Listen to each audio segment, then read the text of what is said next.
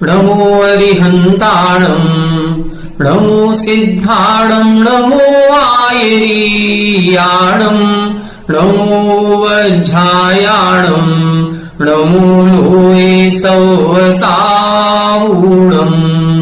मोक्षमार्गस्य नेतारं भेत्तारं कर्मभूभृतां ज्ञातारं विश्वतत्त्वानां वंदे तत्गुणलब्धये।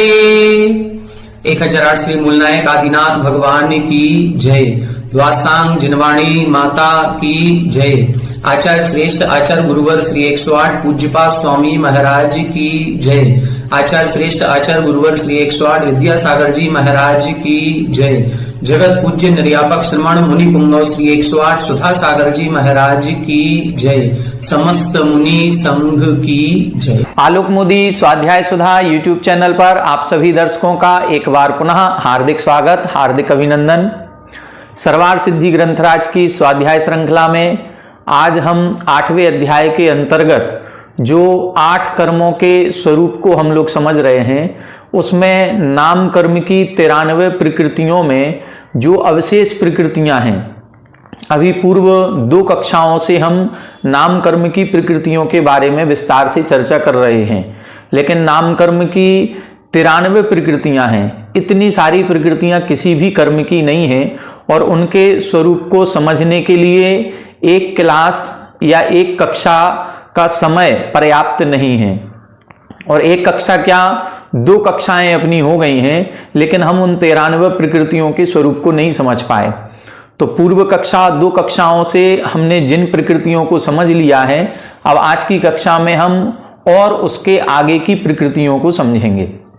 अभी तक नाम कर्म के अंतर्गत हम सभी ने ये समझा कि नाम कर्म ही हमें किसी नई गति में पहुंचाता है, नाम कर्म ही हमें उस गति संबंधी शरीर की प्राप्ति कराता है, नाम कर्म के कारण ही हमें इंद्रियों की प्राप्ति होती है। अर्थात कितनी इंद्रियां होंगी, देखो इंद्रियों में जो जानने की शक्ति आती है वो तो ज्ञानावरण कर्म के क्षयोपशम से आती है, लेकिन इंद्रियों की रचना होगी, वो रचना तो नाम कर्म निर्धारित करेगा कि यह कितने इंद्रिय जीव बनेगा।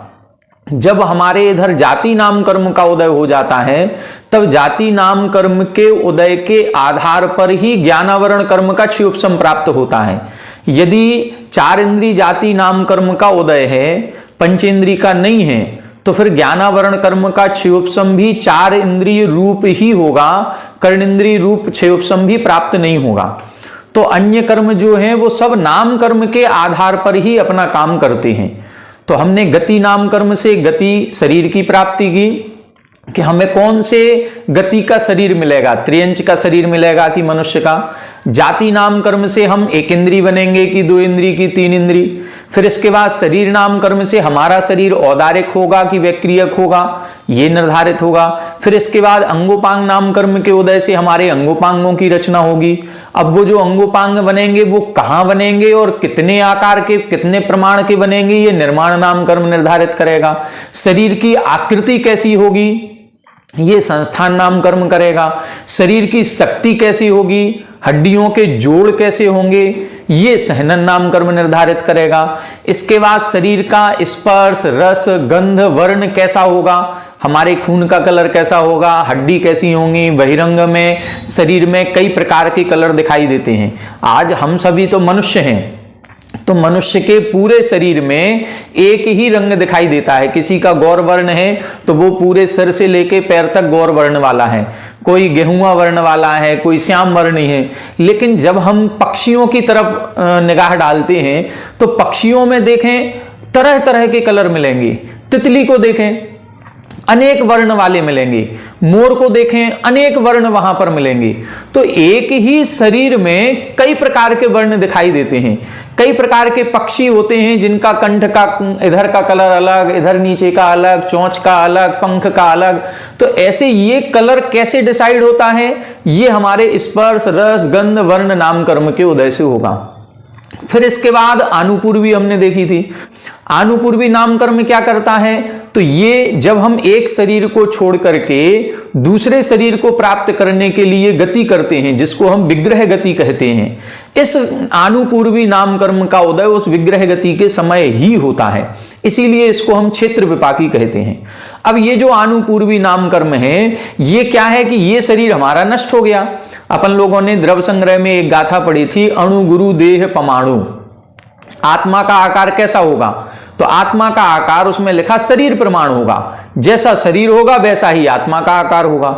अब विग्रह गति में जब जीव जाता है तो ये शरीर तो छोड़ दिया और नया शरीर अभी प्राप्त नहीं हुआ। अब आत्मा का आकार कैसा होगा? वो जो शरीर छोड़ दिया तो उस शरीर को छोड़ते ही आत्मा फैल जाएगी, या उतने ही आकार की रहेगी, या किस आकार की हो जाएगी?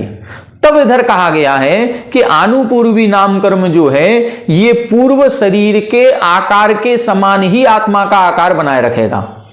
मतलब विग्रह गति में जब आत्मा जाएगी तो पूर्व शरीर कौन सा था? यदि मान लो सप्तम नरक का नारकी है तो सातवें नरक के नारकी की अवगाहना 500 धनुष की होती है, तो वो 500 धनुष की ही अवगाहना विग्रह गति में होगी। जब वो नारकी मरण करके किसी क्रूर त्रयंच की पर्याय में जाएगा तो उसकी आत्मा विग्रह गति में 500 धनुष की होगी। फिर उसके बाद जैसे ही जन्म स्थान पर पहुंचेगा वो 500 धनुष घट करके सूची अंगुल प्रमाण हो जाएंगे, बिल्कुल एक अंगुल, सूची अंगुल, सूची बोलते हैं जैसे सुई की नोक, बस सुई की नोक के बराबर हो जाएंगे। और फिर उस जन्म स्थान पर पहुंचते ही फिर वो वर्गणाओं का जैसे जैसे जैसे ग्रहण करेगा वैसे वैसे उसका शरीर वृद्धि को प्राप्त होगा, और उसको शेर बनना है कि व्याघ्र बनना है कि कौन सा हिंसक प्राणी बनना है, जो भी बने वो उस शरीर के आकार वो उसना लेता जाएगा। तो ये आत्मा का आकार कैसा रहेगा, ये आनुपूर्वी कर्म का काम है। हमने बताया था कि आनुपूर्वी में मान लो देवगत्यानुपूर्वी का उदय है, इसका मतलब ये नहीं है कि हमारी आत्मा का आकार देवों का होगा, नहीं, आत्मा का आकार तो पूर्व शरीर का होगा। मान लो कोई त्रियंच मर करके देव में जा रहा होगा या मनुष्य मर करके जा रहा होगा, तो यदि मनुष्य मर करके देवों में जा रहा है तो उसके देवगत्यानुपूर्वी का उदय होगा, लेकिन आत्मा का आकार मनुष्य के जैसा होगा। कोई त्रियंच मर करके मनुष्य में आ रहा है तो त्रियंच का आकार होगा, मनुष्य गत्यानुपूर्वी का उदय होगा। इस प्रकार से जिस गति में जा रहे हैं उस गत्यानुपूर्वी का उदय होगा, लेकिन जिस गति से आए हैं उस गति के आकार का आत्मा का आकार होगा। ये आनुपूर्वी काम करती है। आनुपूर्वी नामकर्म के बाद अपन ने देखा था अग्रु लघु, उपघात, परघात, आतप, उद्योत, उच्छ्वास, ये जो 6 प्रकृतियां हैं इनको अग्रु लघु षटक भी कहते हैं। अग्रु लघु षटक का मतलब अग्रु लघु, उपघात, परघात, आतप, उद्योत, उच्छ्वास, ये षटक कहने से ये 6 प्रकृतियों का ग्रहण होता है। अग्रु लघु का मतलब क्या है? अग्रु लघु का मतलब है ना अधिक भारी होना ना अधिक हल्का होना। ऐसा शरीर मिलेगा कि चाहे भले वो हाथी जैसा बृहदकाय क्यों ना हो, लेकिन वो इतना भारी नहीं होगा कि वो जमीन में धंस जाए, या निगोदिया जीव हैं या अन्य कोई बिल्कुल सूक्ष्म जीव क्यों ना हो, इतना सूक्ष्म जीव इतना हल्का भी नहीं होगा कि हवा चले और वो अपने स्थान से उड़ करके दूसरे स्थान पहुंच जाए, नहीं, वो अपनी मर्जी से जाएगा तो जाएगा। हवा आदि चलने से, आंधी तूफान में ऐसे जीव नहीं उड़ा करते। वो घटना विशेष अलग है कि तेज हवा चले तो हम भी अपने स्थान से बहक जाते हों और गिर जाते, वो एक अलग स्थिति है। लेकिन आत्मा उड़ती ही रहे, शरीर उड़ता ही रहे, ऐसा नहीं होता है। तो ये अग्रु लघु नामकर्म। उपघात परघात में हमने बताया था ऐसे अंगोपांगों की रचना होना जो जिनसे हमारे शरीर का ही घात होता है, वो उपघात नामकर्म है। और ऐसे शरीर के अंगोपांगों की रचना होना जो दूसरे के घात में कारण है, वो परघात नामकर्म कहलाता है। उच्छ्वास नामकर्म के उदय से श्वासोच्छ्वास उत्पन्न होता है। फिर उसके बाद अपन ने देखा था अग्रु लघु, उपघात, परघात, आतप, उद्योत। आतप नाम कर्म के उदय से तीव्र प्रकाश उत्पन्न होगा हमारे शरीर से। ऐसा प्रकाश उत्पन्न होगा कि जो खाली आंखों से देखने योग्य नहीं है, जैसे सूर्य के अंदर प्रकाश उत्पन्न होता है। हम बिना काला चश्मा लगाए या बिना कोई ऐसा, जैसे कई बार सूर्य ग्रहण वगैरह होता है तो जो एक्सरे का पेपर होता है उस एक्सरे को लगा करके फिर उस सूर्य की किरणों को देखा जाता है, उससे उस सूर्य का जो तीव्र प्रकाश है वो कम हो जाता है। या काला चश्मा लगा करके देखते हैं तो सूर्य का प्रकाश इतना तेज है ये किस कारण से है? ये आतप नाम कर्म के कारण से है। ये हमने पूर्व कक्षा में बताया था कि ये जो सूर्य का विमान है ये सूर्यकांत मणियों से बना है, और सूर्यकांत मणियों में जो पृथ्वी का एक जीव है उनके आतप नाम कर्म का उदय होता है। उद्योत नाम कर्म के उदय में क्या होता है? शरीर में जो कांति होगी, जो भी प्रकाश या आभा उत्पन्न होगी, वो इतनी तेज नहीं होगी, वो मध्यम होगी, और उस मंदता के कारण से कोई भी देख सकता है, एक सामान्य सी चमक होती है। फिर इसके बाद अपन ने एक विहायोगति नाम कर्म देखा था। उसमें बताया था दो प्रकार की विहायोगति, एक प्रशस्त और एक अप्रशस्त। प्रशस्त अप्रशस्त किसके होगी? ये सभी जीवों के। ये आकाश में गमन होना ही विहायोगति है। विहाय का मतलब आकाश, और आकाश में सारे जीव भ्रमण कर रहे हैं, सारे जीव गमन कर रहे हैं। निगोदिया जीव भी आकाश में है, और हम भी आकाश में हैं, देव भी आकाश में है, नारकी भी आकाश में है। तो इन सबकी जो एक चाल ढाल होती है, उस चाल ढाल को प्रशस्त और अप्रशस्त इन दो भागों में बांट दिया गया। तो जिस कर्म का उदय होता है वैसी हमारी चाल कहलाती है। फिर इसके बाद अपन ने देखा था कि 10 प्रकृतियां आती हैं, जो प्रत्येक शरीर, त्रस, सुभग, सुस्वर, जिसमें अंत में एक सेतराणी शब्द दिया था कि इन 10 के उल्टे विपरीत करना है तो 20 प्रकृतियां हो जाएंगी। पूर्व कक्षा में हमने यहीं तक अपना स्वाध्याय का विराम किया था कि यहीं तक अपन ने प्रकृतियों की परिभाषा या स्वरूप को समझा था। अब आज की कक्षा में हम उन 10 या और 10 के विपरीत 10 और ऐसी 20 प्रकृतियों को समझेंगे। साथ ही एक तीर्थंकर प्रकृति है, उसके बारे में समझेंगे।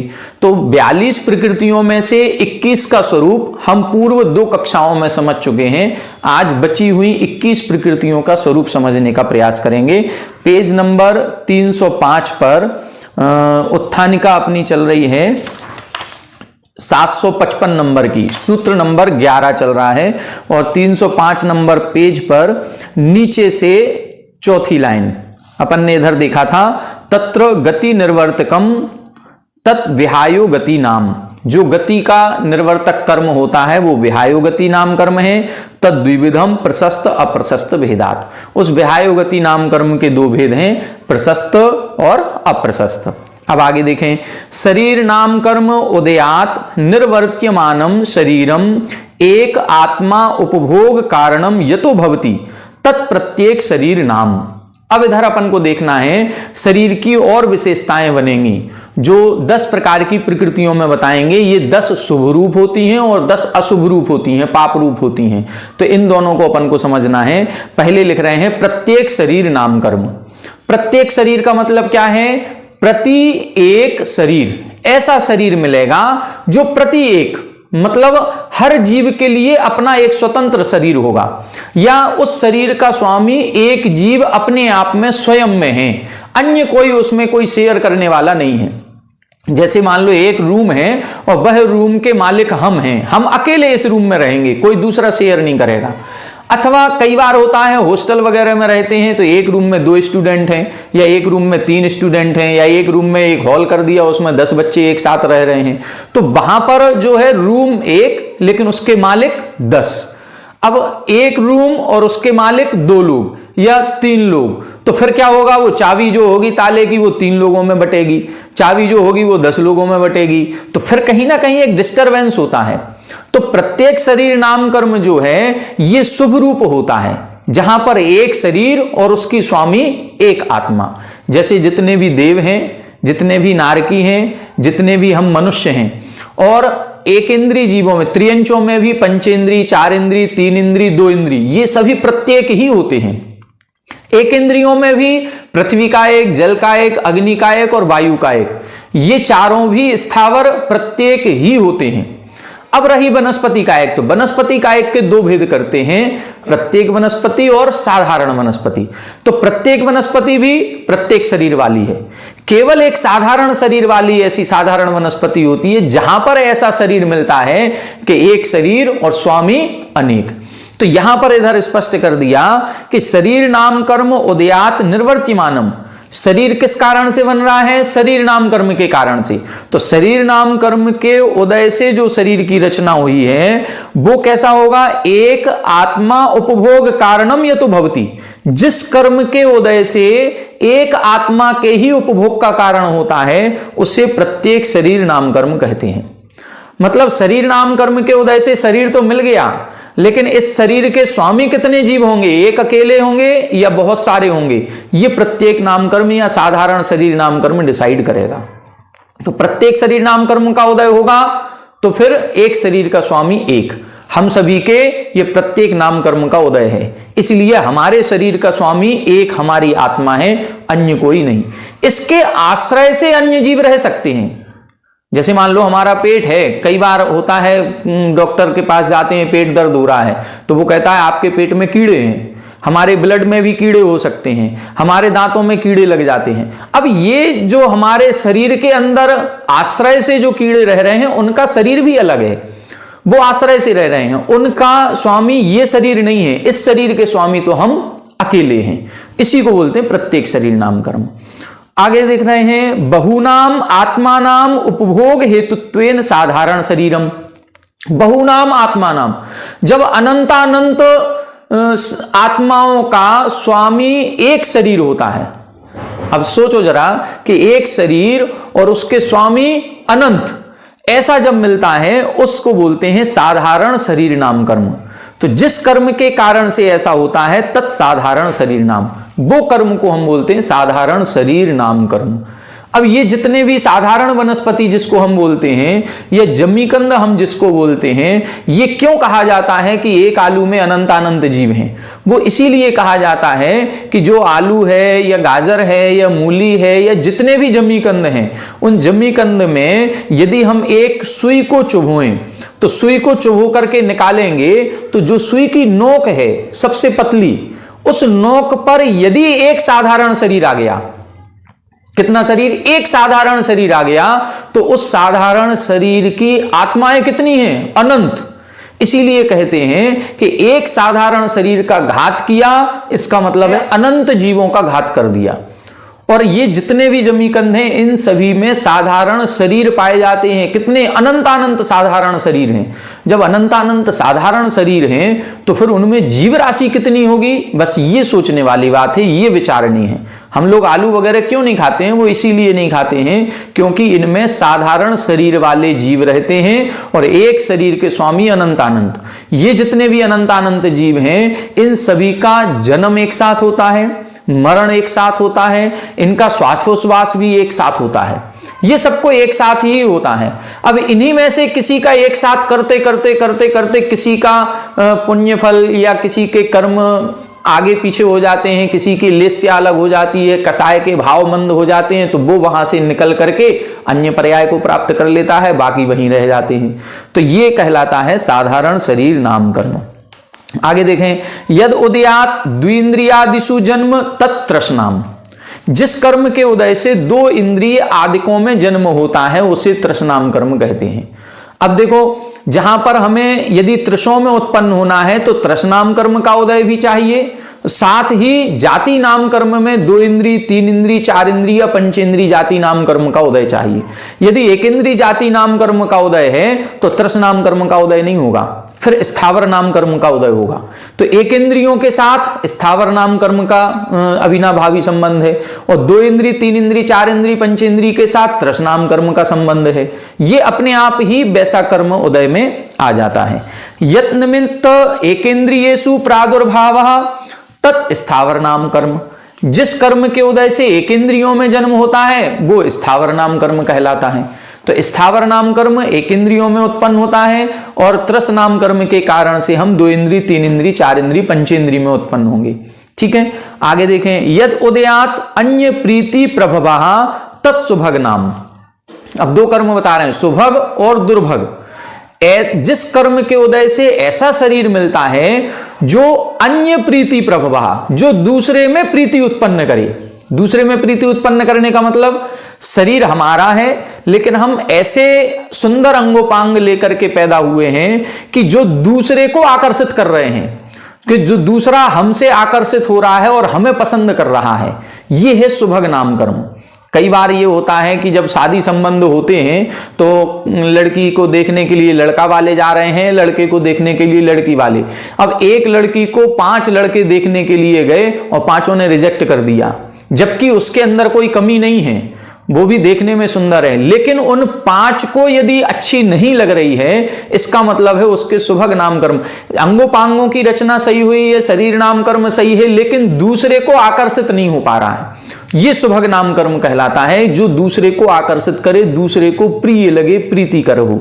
यद उदयात रूपादि गुण उपेतः अपि अप्रीतिकरः तद दुर्भग नाम कर्म। देखो दुर्भग नाम कर्म क्या कह रहे हैं, यत उदयात, जिसके कर्म के उदय के कारण से रूपादि गुण उपेतः, रूप आदि गुणों से सहित है, मतलब रूप रंग सौंदर्य सब कुछ सही है, शरीर की बनावट बिल्कुल सही है, जिसको हम बोलते हैं फेस कट बिल्कुल सही है, फीचर्स बिल्कुल सही हैं, लेकिन फिर भी अप्रीतिकरः, लेकिन फिर भी किसी को प्रीति उत्पन्न नहीं हो रही है, दूसरे को अप्रीतिकर है, तत् दुर्भग नाम कर्म, उस समय मानना चाहिए हमारे दुर्भग नाम कर्म का उदय है। किसी किसी का शरीर ऐसा होता है जो सबको आकर्षित करता है। मान लो आचार्य श्री को देखें, आचार्य श्री विद्यासागर जी महाराज श्री, उनके शरीर को देखने की सबको इच्छा होती है, ऐसा लगता है कि उनको दर्शन किए हैं तो उनको देखते ही रहें, देखते ही रहें। ये क्या है, ये सुभग नाम कर्म है कि सुभग नाम कर्म के कारण से उनका चेहरा इतना आकर्षण प्रदान करने वाला है जो सबको आकर्षित करता है। यत निमित्तम मनोज्ञ स्वर निर्वर्तनम तत्सुस्वर नाम। अब सुस्वर और दुस्वर की बात कर रहे हैं।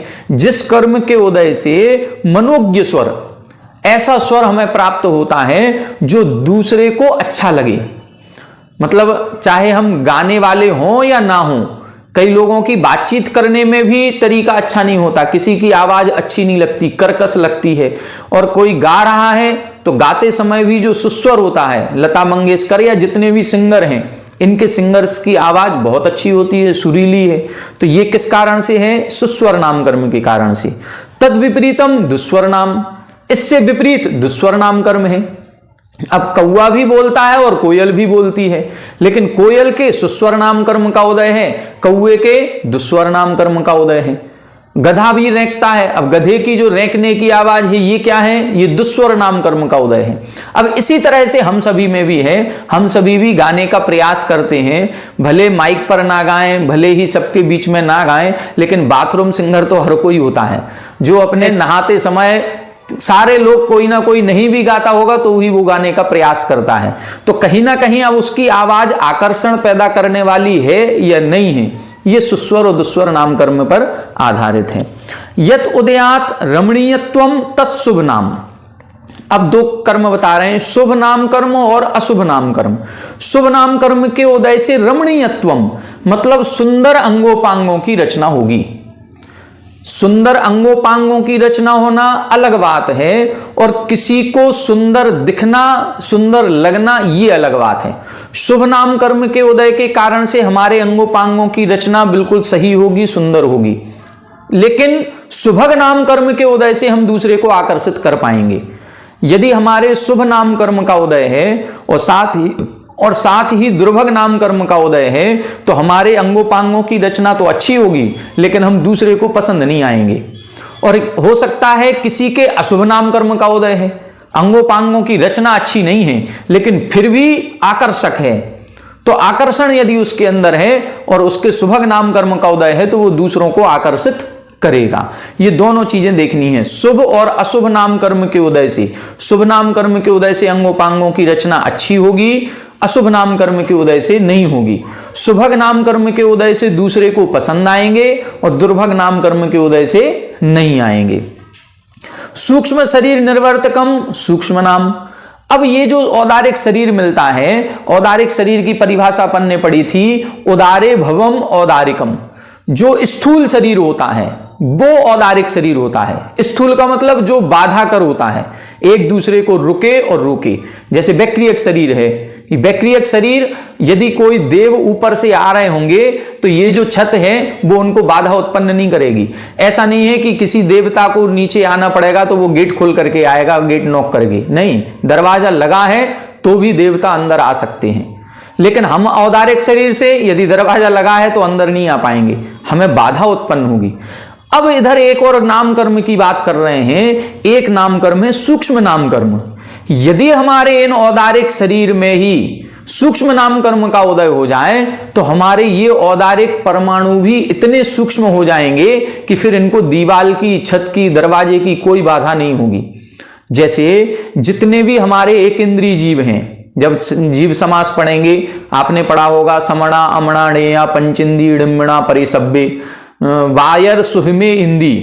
एक इंद्रिय जीव के दो भेद, बादर और सूक्ष्म। तो ये बादर और सूक्ष्म जो भेद हैं ये एक इंद्रिय जीव के हैं। पृथ्वी कायक में भी सूक्ष्म पृथ्वी कायक होंगे, जल कायक में भी सूक्ष्म जल कायक होंगे, वायु कायक में भी सूक्ष्म वायु कायक होंगे, अग्नि कायक में भी सूक्ष्म अग्नि कायक, वनस्पति कायक भी सूक्ष्म वनस्पति कायक। अब ये जो सूक्ष्म वाले हैं ये कमरे के अंदर बाहर कहीं भी आ जा रहे हैं, इनको कोई ना हमको दिखेंगे, ना हम किसी से रोकेंगे, ना किसी को रोकेंगे। तो ये सूक्ष्म नाम कर्म के कारण से ऐसा होता है। तो यदि सूक्ष्म नाम कर्म का उदय है तो औदारिक शरीर होने के बाद भी वो एक दूसरे को बाधा उत्पन्न नहीं करेंगे। और अन्य बाधा कर शरीर कारणम बादर नाम कर्म के उदय से ऐसा शरीर मिलेगा जो दूसरे को बाधा उत्पन्न करेगा। यदि दो शरीर आपस में मिलेंगे, हम बादर शरीर वाले हैं तो टकरा जाएंगे, और सूक्ष्म शरीर वाला होगा तो आर पार निकल जाएगा, पता ही नहीं चलेगा। इस तरह से यत उदयात आहार आदि पर्याप्ति निवृत्ति ही तत्पर्याप्ति नाम। अब बता रहे हैं दो कर्म, पर्याप्तक और अपर्याप्तक। तो पर्याप्तक नाम कर्म के उदय से आहार आदि पर्याप्ति निवृत्ति ही, जो आहार, शरीर, इंद्रिय, श्वासोश्वास, भाषा और मन, ये 6 प्रकार की पर्याप्ति होती है। जिस कर्म के उदय से ये 6 पर्याप्तियों की पूर्णता होती है उसे हम पर्याप्तक नाम कर्म कहते हैं। आगे लिख रहे हैं तत्व षड्विदम। ये पर्याप्ति नाम कर्म 6 प्रकार का है।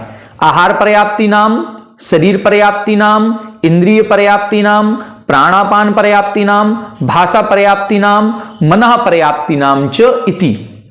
ये 6 प्रकार की पर्याप्ति। जब जीव एक पर्याय से मरण करके दूसरी पर्याय में जाता है तो दूसरी पर्याय में विग्रह गति के बाद जैसे ही जन्म स्थान पर पहुंचता है ये चारों तरफ से वर्गणाओं का ग्रहण करता है। किसके योग्य? शरीर के योग्य। मान लो हम मनुष्य से मर करके देवों में गए हैं तो बैक्रियक शरीर के योग्य वर्गणाओं को ग्रहण करेंगे, और या कोई देव मर करके मनुष्य त्रियंच में आया है तो वो औदारिक वर्गणाओं का ग्रहण करेगा, या कोई मुनिराज जो आहारक रिद्धि वाले हैं और आहारक शरीर की रचना कर रहे हैं तो वो जिस समय उस शरीर की रचना करेंगे वो आहारक वर्गणाओं का ग्रहण करेंगे। बस ये जो 3 शरीर के योग्य और 6 पर्याप्तियों के योग्य वर्गणाओं का ग्रहण करना जो होता है उसी को हम आहार पर्याप्ति कहते हैं। आहार पर्याप्ति का मतलब है कि हम वर्गणाओं का ग्रहण करेंगे और उन वर्गणाओं से शरीर का निर्माण करेंगे। तो जन्म स्थान पर पहुंचते ही उन वर्गणाओं का ग्रहण होना प्रारंभ हो जाता है। कितनी वर्गणाएं चाहिए, उनकी पूर्णता कब होगी? सभी पर्याप्तियों की पूर्णता अंतर मुहूर्त में होती है। हर पर्याप्ति के पूर्ण होने में अंतर मुहूर्त समय लगता है, और 6 पर्याप्तियों के पूर्ण होने में भी अंतर मुहूर्त समय लगता है। मतलब 6 को मिक्स कर दें, मतलब 6 को मिला करके भी देखेंगे तो अंतर मुहूर्त में 6 पर्याप्ति पूर्ण हो जाएंगी, और हर पर्याप्ति के पूर्ण होने में भी अंतर मुहूर्त लगता है। अंतर मुहूर्त क्या होता है? एक आवली काल से ऊपर और 48 मिनट से कम, ये जो समय है ये सब अंतर मुहूर्त है। 10 मिनट का समय भी अंतर मुहूर्त, 2 मिनट का समय भी अंतर मुहूर्त, 1 सेकंड भी अंतर मुहूर्त। तो माना कि किसी पर्याप्ति के पूर्ण होने में 2 मिनट लगते हैं, मान लो आहार पर्याप्ति है, इसके पूर्ण होने में 2 मिनट लगते हैं, शरीर पर्याप्ति को 4 मिनट लगते हैं, इंद्रिय पर्याप्ति को पूर्ण होने में 6 मिनट लगते हैं, आगे 8 मिनट, 10 मिनट और 12 मिनट लगते हैं। तो जब हम पर्याप्तियों को पूर्ण करने की ओर बढ़ेंगे, जन्म स्थान पर पहुंचेंगे, और मान लो हमें संगी पंचेंद्रिय पर्याप्तक बनना है तो हम 6 पर्याप्तियों को एक साथ प्रारंभ करेंगे। लेकिन प्रारंभ तो एक साथ करेंगे। अब आहार पर्याप्ति है वो तो 2 ही मिनट में पूरी हो जाती है, शरीर पर्याप्ति को 4 मिनट लगते हैं, और मन पर्याप्ति को 12 मिनट लगते हैं। तो 1-2 मिनट का समय भी अंतर मुहूर्त है, 4 मिनट का समय भी अंतर मुहूर्त है, 6 मिनट का समय भी अंतर मुहूर्त, तो पूरा 12 मिनट का समय भी अंतर मुहूर्त। तो अंतर मुहूर्त में सारी पर्याप्तियों की भी पूर्णता हो जाती है, और एक एक पर्याप्ति के पूर्ण होने में भी अंतर मुहूर्त समय लगता है। अब देखें, जिसके पर्याप्तक नाम कर्म का उदय होगा, जिसके पर्याप्तक नाम कर्म का उदय होगा उसके शरीर पर्याप्ति की पूर्णता होगी ही होगी, उसके पहले उसका मरण नहीं होगा। पहली कौन सी पर्याप्ति है? आहार। दूसरी कौन सी है? शरीर। मतलब 4 मिनट यदि उसको लग रहे हैं तो 4 मिनट तक तो उसकी आयु है ही है। 4 मिनट के पहले उसका मरण नहीं होगा, उसके बाद होगा। मतलब पर्याप्तक होने के बाद उसका मरण होगा, क्योंकि वो पर्याप्तक नाम कर्म लेकर के आया है। जिसके पर्याप्तक नाम कर्म का उदय है वो अपर्याप्तक अवस्था में मरण नहीं करेगा, वो पर्याप्तक होने के बाद ही करेगा। लेकिन अब इससे उल्टा देखें, दूसरा इसमें लिखा है षड्विध पर्याप्ति अभाव हेतु अपर्याप्ति नाम। 6 प्रकार की पर्याप्ति का अभाव जिसके होता है, किस काम कर्म के कारण से? अपर्याप्तक नाम कर्म की। मतलब जिसके अपर्याप्तक नाम कर्म का उदय है वो एक भी पर्याप्ति पूर्ण नहीं कर पाएगा। मतलब उसकी आयु 2 मिनट से भी कम है। आहार पर्याप्ति के पूर्ण होने में 2 मिनट लग रहे हैं, जबकि उसकी आयु इससे कम है, तभी तो वो पहले मर जाएगा। एक भी पर्याप्ति पूर्ण नहीं करेगा, उसके पहले वो मरेगा ही मरेगा। ये अपर्याप्तक नाम कर्म वाला कहलाता। तो अपर्याप्तक नाम कर्म का उदय है तो यह जीव एक भी पर्याप्ति पूर्ण नहीं करेगा, और पर्याप्तक नाम कर्म का उदय है तो कम से कम इतनी आयु तो होगी ही होगी कि शरीर पर्याप्ति पूर्ण कर ले। 6 पर्याप्तियों से मतलब नहीं है, शरीर पर्याप्ति की पूर्णता होने पर पर्याप्तक माना जाता है। तो इस दृष्टि से इधर पर्याप्तक और अपर्याप्तक को समझना चाहिए। इसमें भी एक और शब्द मिलता है, एक अपर्याप्तक, एक पर्याप्तक, एक निर्वित्त पर्याप्तक, एक लब्ध पर्याप्तक। इसको भी 2 मिनट में समझ लें। पर्याप्तक अपन समझ गए, जिसके शरीर पर्याप्ति पूर्ण हो जाएगी वो पर्याप्तक। अब जो अपर्याप्तक हैं, जिसके एक भी पर्याप्ति पूर्ण नहीं होगी, उसे अपर्याप्तक कहते हैं। लेकिन ये जो अपर्याप्तक जीव हैं ये 2 प्रकार के हैं, एक लब्ध पर्याप्तक, एक निर्वित्त पर्याप्तक। लब्ध पर्याप्तक वो है जिसके अपर्याप्तक नाम कर्म का उदय है, और निर्वित्त पर्याप्तक वो है जिसके पर्याप्तक नाम कर्म का उदय है, लेकिन हैं अभी दोनों अपर्याप्त।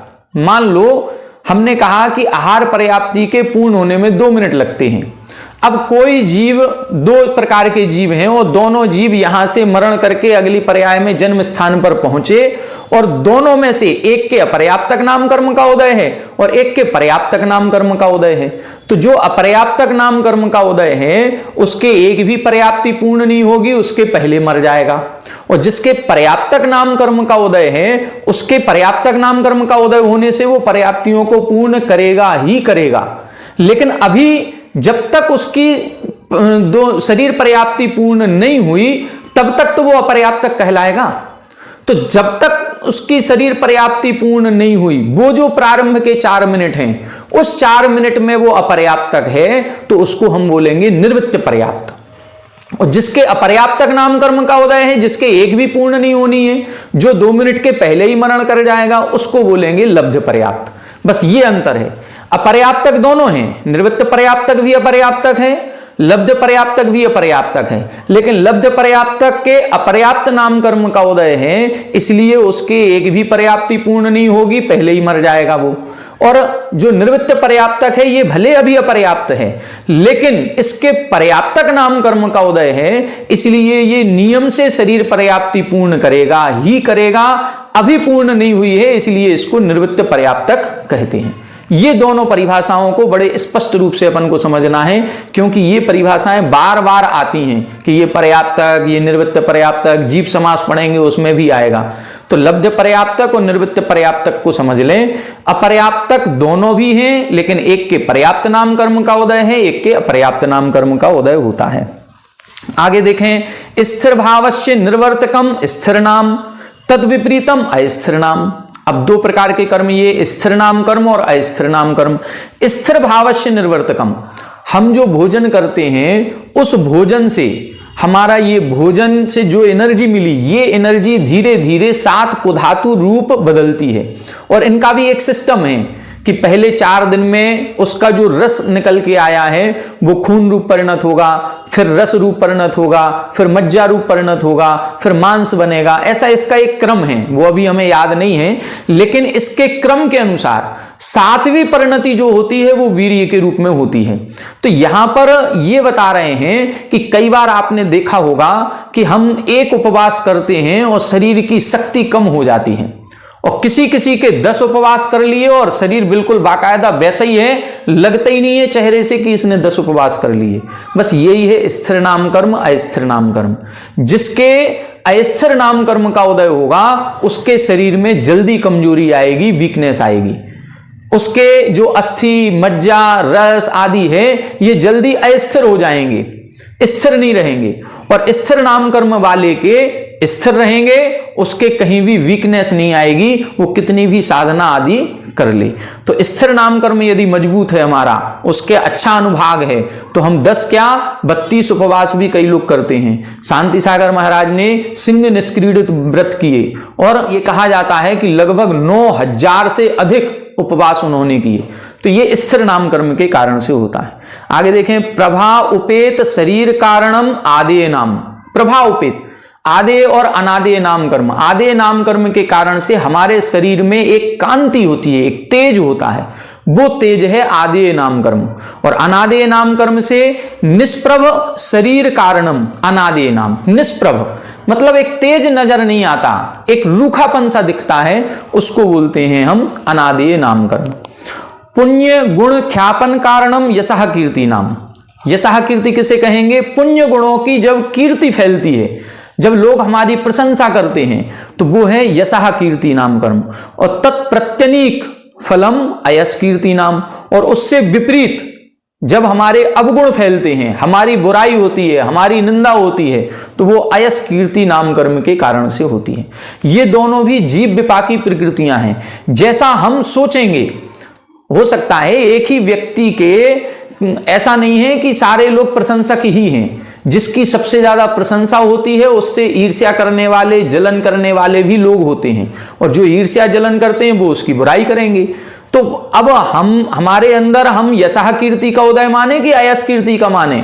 4 लोग बुराई कर रहे हैं, 10 लोग प्रशंसा कर रहे हैं, हमें कैसा फील हो रहा है? हमें यदि प्रशंसा जो कर रहे हैं उनके कारण से हमें अच्छा लग रहा है तो हमारे यशः कीर्ति का उदय हो गया। और यदि हमें लग रहा है कि ये 4 लोग हमारी बुराई कर रहे हैं, हम तो बुरे बन गए सब लोगों के, तो अयस कीर्ति का उदय है। हम जैसा फील करेंगे वैसा ये माना जाता है, ये जीव विपाकी है।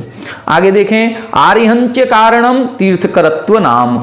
जो अरिहंत पद की प्राप्ति कराता है उसको तीर्थंकर नाम कर्म कहते हैं। ये विशेष पुण्य प्रकृति है। इसके आश्रव का जब अपन ने 6वें अध्याय में प्रसंग पढ़ा था, उस समय इस प्रकृति के बारे में हमने विस्तार से बताया था कि तीर्थंकर प्रकृति कैसे बंद होता है, कैसे आश्रव होता है, तीर्थंकर कैसे होते हैं, 2 कल्याणक वाले, 3 कल्याणक वाले, 5 कल्याणक वाले इत्यादि। तो ये तीर्थंकर प्रकृति का जिसके उदय होगा वही तीर्थंकर बनता है, अन्य कोई तीर्थंकर नहीं बनता। तो अरिहंत पद को प्राप्त कराने वाला, वो भी विशेष अरिहंत पद जो तीर्थंकर हैं, उसको प्राप्त कराने वाली तीर्थंकर प्रकृति होती है। इस प्रकार से नाम कर्म अपना पूरा हो गया। अब कल की कक्षा में अपन गोत्र कर्म, अंतराय कर्म और आगे ये तो प्रकृति बंध चल रहा है, स्थिति बंध, अनुभाग बंध पर चर्चा करेंगे। आज की कक्षा में इतना ही। आप सभी हमारे साथ बने रहें। सभी को जय जिनेन्द्र।